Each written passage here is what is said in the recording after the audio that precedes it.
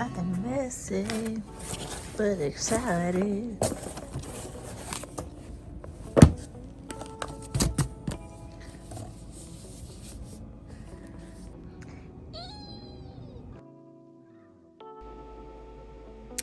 Hello and welcome to Leeya Makes Noise.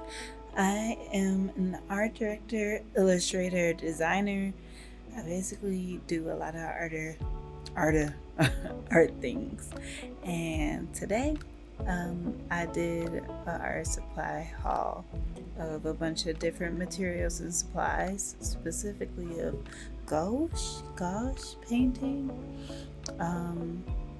supplies. I've never painted with gouache before, but it's been the look that I've been drawn to replicating in my digital illustration.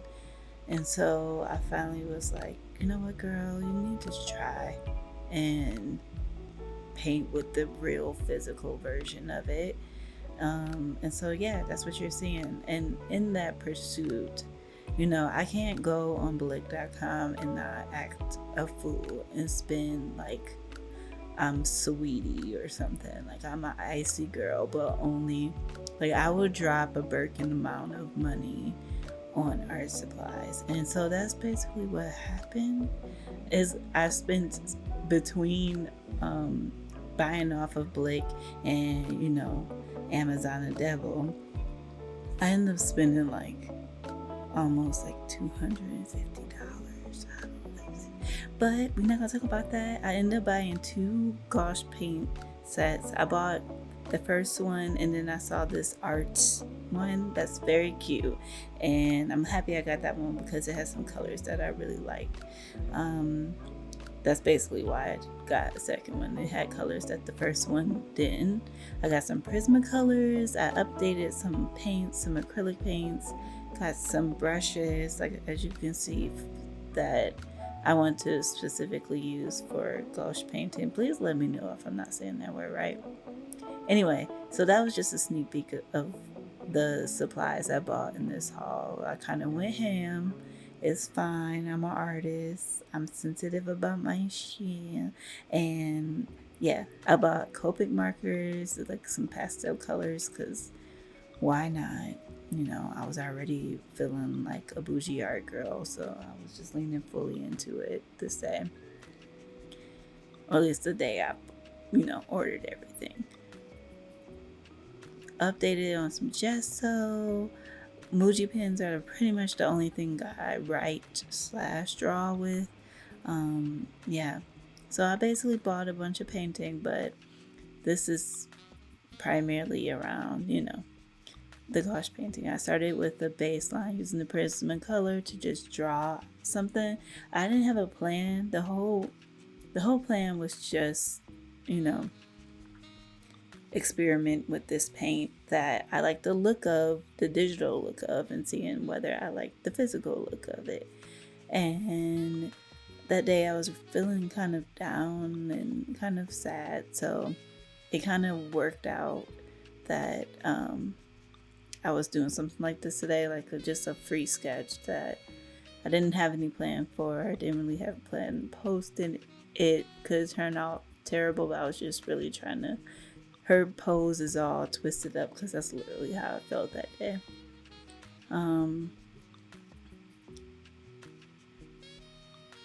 So I was, just going in, drawing out a basic outline. I didn't want to do too much. Normally, even if I was going to go in with like acrylic, I would probably draw more, like do some more shading work and stuff with color pencils. But for this, since it was primarily an experiment, I just really wanted the paint to shine. Listen, I didn't know what I was doing. I didn't even know that, like, there was a few things I didn't know that I'll get to. But it's just funny because I went into it not looking at any videos, any references.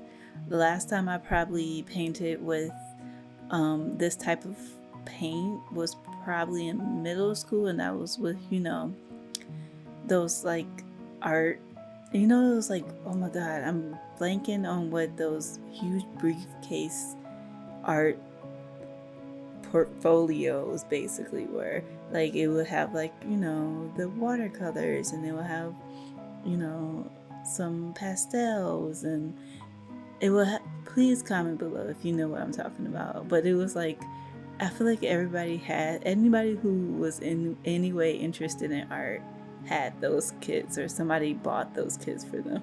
But yeah, that was probably the last time I painted with watercolors, because even in high school I had already moved on to acrylics and painting primarily on canvas. So I am rusty dusty when it comes to how to handle the texture of a watercolor type paint. And this gouache is supposed to be more opaque, and I knew that. That's why I like the look of it. But it still could give you that watercolor feel if you needed it. And so, but I just, again, by first stroke, I was like, oh girl, you don't know what you're doing. And so I went and looked up other YouTubers who I will link below. They're like awesome gouache artists. I'm probably saying that so wrong. Gouache artists. And pretty much the entire time I was painting, I was just watching their videos and watching their tips, watching their best practices, and learning a lot as I went. So yeah, I was saying that base, there's a lot of things I would change about how I laid this base foundation, and I definitely was not confident enough to do a skin tone, like an actual skin tone color. I was like, this is about to be an interpretation, okay? This is about to be, I'm about to limit this color palette for real, because I just wasn't confident enough to go in from the jump with a skin tone, trying to do a skin tone with this paint. Yeah, eventually I'll build up there. I think I'm going to do a few exercises that some of those YouTubers recommended. Like there's blending exercises that I can try so I can get more confident with the mixing of this type of paint. Like for instance, I didn't know that I should be using more white and mixing with white, and you'll see me start to do that later after I found out while I was painting. But yeah, like the base of this is just a woman twisted up there. Like I said, no plan. It's not anatomically correct in any way, but I just wanted to draw something that kind of felt how I felt that day. It was just a lot going on. Like it was like a roller coaster type of day of things outside of myself, and we're all just trying to human right now, and it can be really tough to tackle or take on multiple people's things while dealing with your own. So I was just feeling really twisted up. And then I think a part of it is what I started to build is like, it's a weird irony to feel really twisted up emotionally, but then have so many beautiful things around you. Like that's how I feel. Like I have so much abundance and creative opportunity and everything around me, but sometimes it could just feel like, I don't know, a little overwhelming or whatever. But y'all didn't come here to be my therapist and listen to this. So yeah, you see I went in with the lavender. I was getting a little bit more confident trying this purple color, the purple, honestly, if there's a reason why I bought this second palette, it was because of this purple color. It was specifically because of the purple color. So I knew I wanted to use it. But yeah, you can see on that arm that there's some things I just haven't figured out yet. I don't know how to, I'm like, oh, wait, what?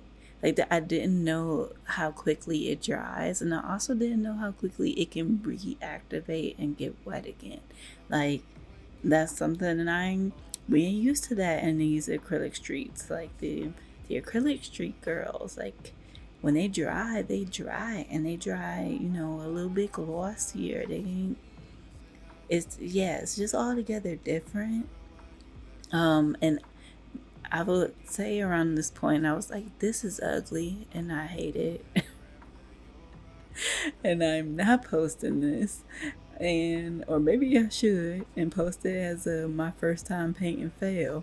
And, rake in the views or whatnot. But I was just like, you know what? This is probably going to be ugly, and that's okay because it's the first try, and I should be just having fun. Team having fun with Gouache. So, yeah, I'm adding in. You see, like, all the values are all over the place. I don't know what I'm like, where the highlight is and what the shadows are. I wasn't thinking about any of that. I literally was just going in and adding color, like trying colors, trying mixing, trying to figure out the consistency of everything. And it's crazy. I'm watching this back on the video now, and I really feel like it looks way better than how it was looking in person, to me. But I'm also probably my biggest critic outside of my grandfather. So, yeah.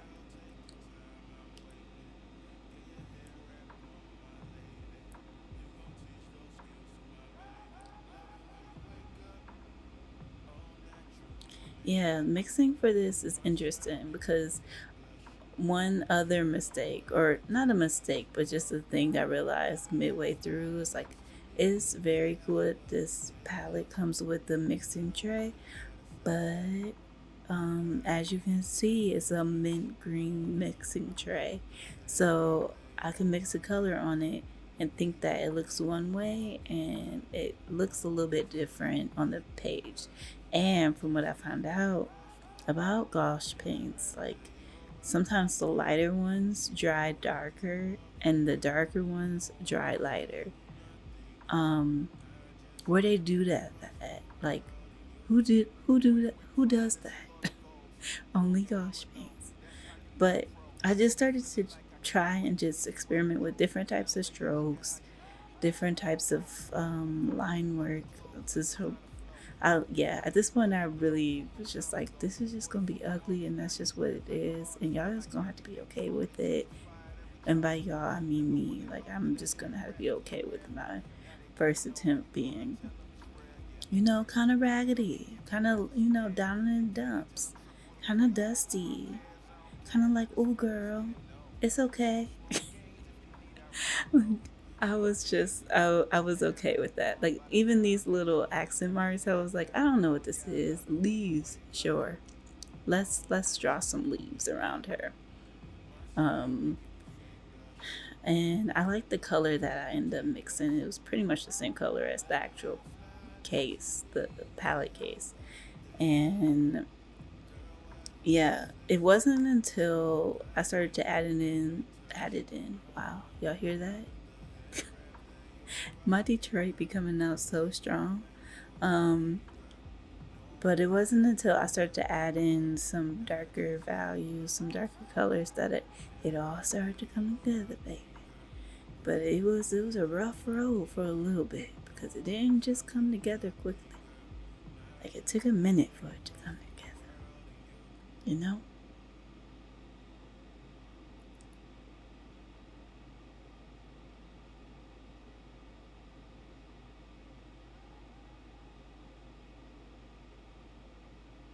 I tried to draw a little busted star, as you saw, and that didn't work.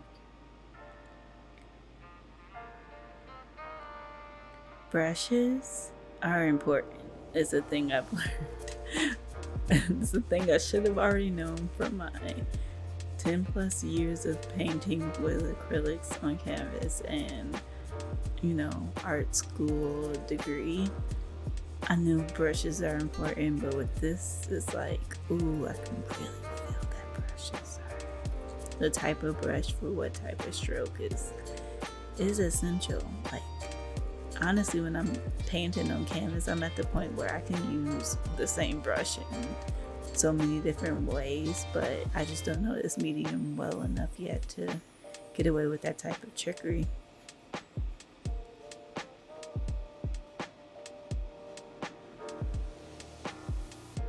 So I believe this is where I'm gonna start going in with some of the darker, more magenta values, which I think adds a lot to the where the illustration ended up.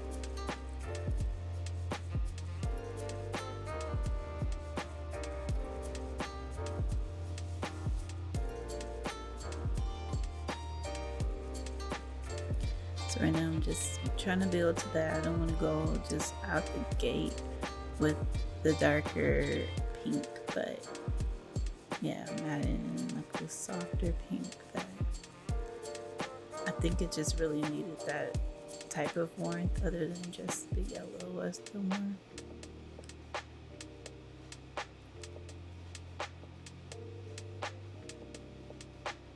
And this is where I got real because I got, like I said, the brunches are important, and so I got the more of a round point brush, and from there things started to come together for me. Like it was like, okay, this is starting to look like something. This it no longer looks like I got the bike holiday. You know, if you know, you know what that reference is. And I'm sorry I made that joke because it's kind of disrespectful, but it's fun.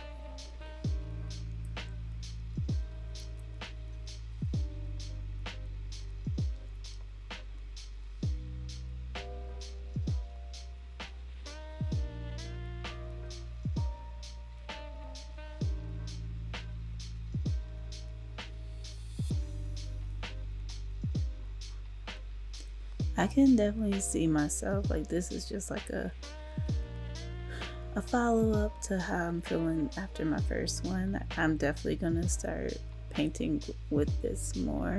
I went and bought basically a paint holder, like something, it's like a cute little flower I saw one of the YouTubers using, and these little flower marks came because I don't know if you saw, but I made a mistake and my brush fell and it basically hit and made the mark there. So I said, okay, well, I guess there's going to be little flower marks. Happy little mistakes, happy little accidents. As my old printmaking teacher used to say, Connie, you have to embrace the happy little accidents. And so I think it ended up making like a cool little thing to add down there, like detail. Started to go in some details on the earrings. I've been really inspired by drawing the earrings from this brand Perennial. They donated a bunch of earrings to my 4 Hour Magic initiative, which I have not talked about on this channel yet, but I eventually will. It's basically us providing beauty and self-care to Black and brown femmes in want. So they donated a bunch of earrings that we had on the pickup day, and we're gonna have another one coming up. Pretty much like COVID and the holidays and, you know, our anxiety and depression has pretty much stopped us from having like the full blown out full day, but there's still bags for people to pick up and earrings to ship out. Yeah, and I'm really this is the point where I actually started to like this, and I was like, oh, it's beautiful, it's starting to look beautiful. Like I'm starting to like how it is turning out. One thing that pretty much every artist on YouTube that I was watching said was knowing when to stop. In a way that, like, I think that's the thing I'm kind of already trained at knowing. But I can tell with this medium, it's essential to know when to really stop. Like, girl, there's a point where you will literally ruin the entire thing if you just keep going and keep trying to add and keep trying to layer, and it could get muddy versus it feeling how it's supposed to feel, which is more of a free medium, like a free, open, fun medium.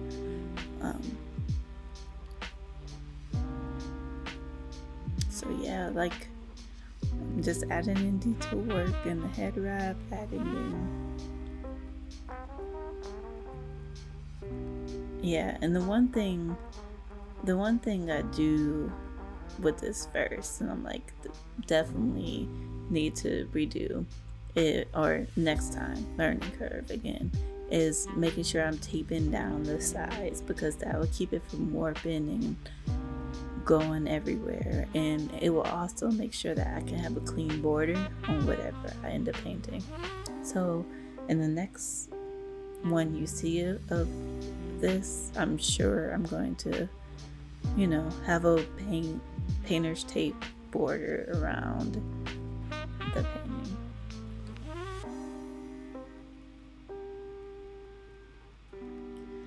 But eventually I was like, as a first experiment, this is again not my medium. I'm actually really happy with how it turned out, and I might end up putting it up on my shop. It's my goal to have my art shop up and ready by March. And so hopefully you'll be following along with that. I'm starting to buy and stock up supplies so I can self print my art, instead of relying on a Society 6 or relying on a Redbubble or any other type of service that you just basically upload your art and let them print it. I want to have more control over my art and how it's being sent out, and I'm trying to make sure that it's as sustainable as possible in terms of the shipping process. So there's been a few artists who have been helpful with that for me. But yeah, at this point I was just having fun. Honestly, I had figured out, experimented enough. I was like, okay, I think I have a good grasp for how this medium works, and I'm really liking it. But I just didn't want to stop. But again, there's a point where you need to stop. And I could feel that paper starting to feel like a wave pool. So I was like, okay, let me hold up. So this is it. So because I'm building my shop, I knew there was a bunch of stuff I needed to buy. I went to Joann's Fabric. It's got some stuff for a Cricut purchase.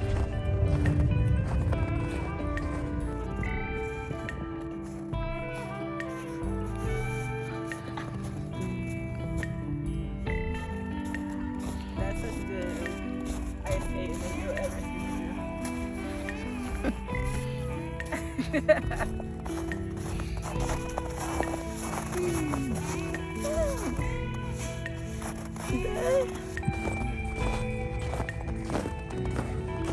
You skating. You walking in water.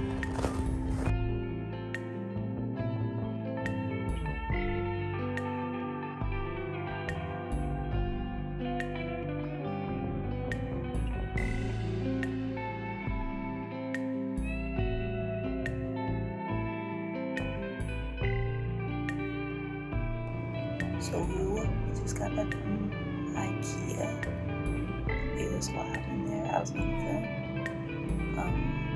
But no, it was like World War II. I think like people's $600 stimulus check job, and I feel like all the people who had extra money, who considered it extra money, just went to Ikea and was just buying stuff.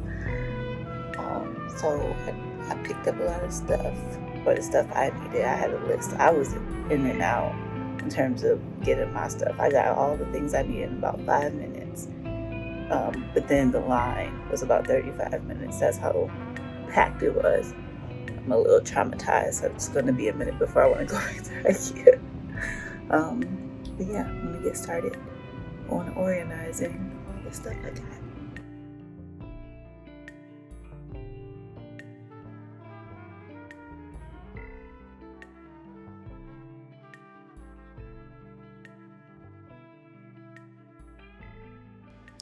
So I'm putting together organizers basically.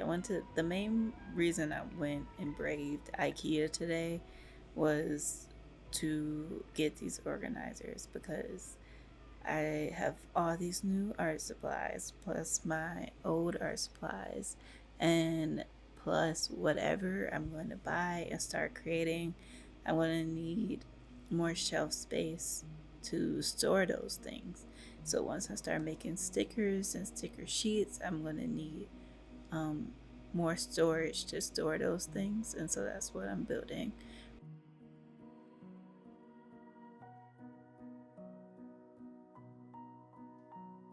I don't think I'm going to get into bigger prints quite yet. I just don't have the space for that. So I think everything is going to be at the largest 8.5 by 11.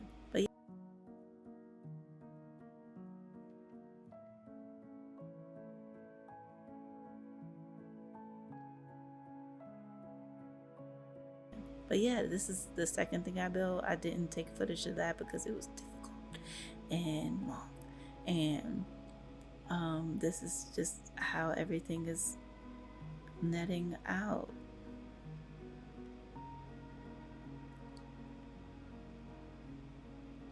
I have my etchings. You saw my sketchbooks. Above that top drawer with just my ink and markers, the things I'm going to grab on a daily. Got my tarot cards down there and just some extra leftover prints that I've already experimented with and printed. And then on the bottom is just my electronics pouch. It's full of hard drives and things that y'all don't care about. Yeah, and this is what the paper storage ends up looking like.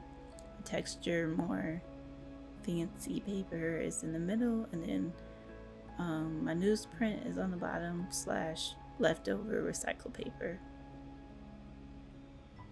So lastly, I am putting a print that finally arrived.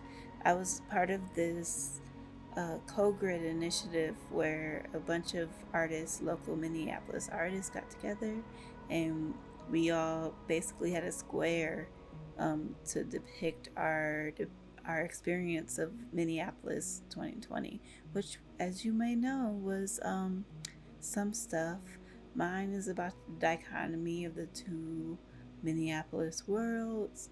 It has a cherry spoon on fire. I thought it was pretty, I don't know. I felt my high school self smile. But yeah, the print finally came, and it's really cool to see everybody's work and art together. And so I just wanted to frame it and probably put it downstairs. So that's it for today's studio vlog. That's all I had going on. Just some art stuff.